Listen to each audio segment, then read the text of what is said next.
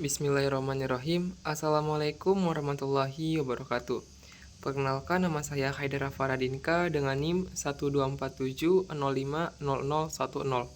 Tujuan video ini dibuat adalah untuk memenuhi tugas praktikum algoritma pemrograman. Kali ini kita akan membahas terkait algoritma cell sort. Kita mulai pada bagian pendahuluan, lalu cara kerja algoritma ini, kekurangan dan kelebihannya, serta contoh kode, dan yang terakhir adalah kesimpulan. Jadi, apa itu cell sort? Cell sort adalah algoritma pengurutan yang dikembangkan oleh Donald Cell pada tahun 1959. Makanya nama ini adalah cell sort karena diambil dari nama Donald Cell. Lalu, algoritma pengurutan ini adalah algoritma yang dikembangkan dari insertion sort, yang mana mengurutkan subset elemen yang berjauhan satu sama lain, bukan yang berdekatan, dengan menggunakan gap untuk membandingkan elemen yang tidak bersebelahan. Lalu, bagaimana cara kerja elemen ini? Mula-mula, kita harus menentukan gapnya atau rentangnya. Di sini saya mempunyai 5 data dengan panjang array-nya adalah 4.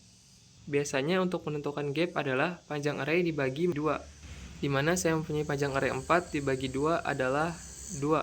Maka dari itu saya menggunakan gapnya adalah 2. Nah, sebelum kita mengurutkan data, kita akan mengecek kondisinya apakah betul atau tidak. Jika kondisinya betul, maka data akan ditukar posisinya, jika tidak, maka sebaliknya. Di sini array 0 akan berpasangan dengan 2, array 1 pasangannya 3, dan array 2 pasangannya 4. Kita cek mulai dari array 2 dengan isi datanya 42. Apakah 42 lebih kecil daripada 23? Tidak, ini kondisinya salah. Maka tidak ditukar posisinya. Selanjutnya array 3, apakah 8 lebih kecil daripada 36? Ini benar, maka 8 dan 36 akan ditukar posisinya. Selanjutnya array 4, apakah 15 lebih kecil daripada 42? Ini benar, maka 15 dan 42 akan ditukar posisinya. Setelah itu array 2 dengan isi yang sudah ditukar yaitu 15 akan dicek kembali dengan array 0. Apakah 15 lebih kecil daripada 23? Iya, ini benar.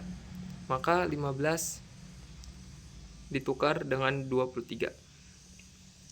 Nah, setelah gap 2 selesai, maka kita lanjut ke langkah selanjutnya, yaitu kurangi gap secara bertahap, yaitu gap yang tadi 2 dibagi 2 lagi. Maka saat gapnya sama dengan 1, lakukan proses seperti insertion sort yang biasa. Nah, ini gapnya sudah 1, maka kita akan cek kembali. Apakah 8 lebih kecil daripada 15? Ya, ini benar, maka 8 dan 15 akan ditukar posisinya. Selanjutnya, array 1 itu kan isinya 15, karena sudah ditukar, maka kita cek array 2, apakah 23 lebih kecil daripada 15? Ini salah, maka tidak ditukar. Selanjutnya array 3, apakah 36 lebih kecil daripada 23? Ya, ini juga salah. Dan yang terakhir, apakah 42 lebih kecil daripada 36? Ini juga salah. Maka hasilnya adalah array 0 isinya 8, array 1 15, array 2 23, array 3 36, dan array 4 42. Ini sudah terurutkan dari yang kecil sampai yang paling besar. Selanjutnya adalah kelebihan dan kekurangan dari algoritma ini. Kelebihannya adalah lebih efisien daripada algoritma sederhana seperti bubble sort atau insertion sort. Kedua, cell sort relatif mudah untuk diimplementasikan. Yang ketiga, cell sort adalah algoritma in place, tidak membutuhkan alokasi memori tambahan. Jadi, hanya memakai memori yang sedikit. Yang terakhir, cell sort dapat beradaptasi terhadap tingkat penyebaran elemen di dalam array. Lalu untuk kekurangannya adalah algoritma ini tidak cocok untuk data yang besar. Yang kedua, memiliki gap yang salah bisa menurunkan efisiensi algoritma ini. Yang ketiga, cell sort bukanlah algoritma pengurutan yang stabil. artinya tidak menjamin terjaganya tatanan relatif elemen yang sama. Selanjutnya kita akan ke contoh pemrograman.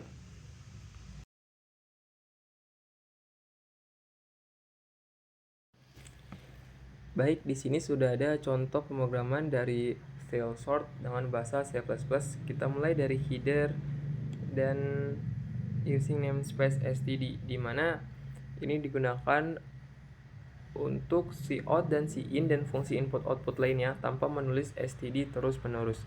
Selanjutnya di sini ada prosedur untuk file sortnya, di mana berisi parameter array dan elemennya, jumlah elemennya. Nah, untuk yang ini adalah ini berfungsi untuk menginisialisasi gap, di mana tujuan dari gap ini sebesar setengah panjang array dibagi 2, lalu dikurangi setengah-setengah sampai gap sama dengan 1. Selanjutnya ini adalah iterasi di setiap elemen, di mana dia melooping dari elemen gapnya itu sampai akhir. Dan ini nilai dari array ini akan disimpan ke dalam temp, karena array akan digeser jika diperlukan. Sedangkan ini adalah untuk menyamakan indeks untuk pergeseran, di mana akan digunakan bila mengecek dan menggeser elemen ke kiri jika lebih besar daripada temporer. Oke, lanjut. Untuk bagian ini berfungsi untuk menggeser elemen jika diperlukan. Dan ini adalah tujuannya untuk menempatkan elemen di posisi yang tepat. Nah, setelah itu ini prosedur untuk array-nya. Kita langsung ke fungsi main, fungsi utama, di mana kita akan menginput data elemen dalam array. Setelah itu menghitung jumlah elemen dalam array.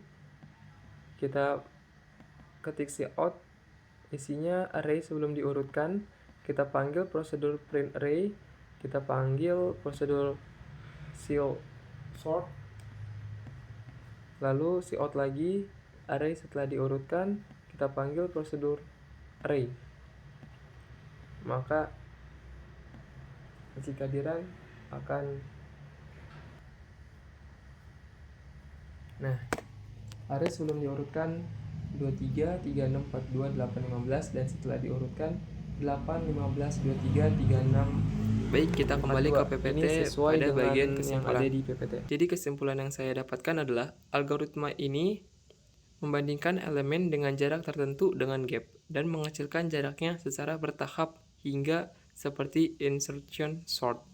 Cara ini membuat proses sorting lebih efisien karena mengurangi pergeseran data. Cocok untuk data jumlah sedang dan mudah dipahami. Baik, itu saja yang dapat saya sampaikan. Kurang lebihnya mohon maaf. Terima kasih sudah memperhatikan. Wassalamualaikum warahmatullahi wabarakatuh.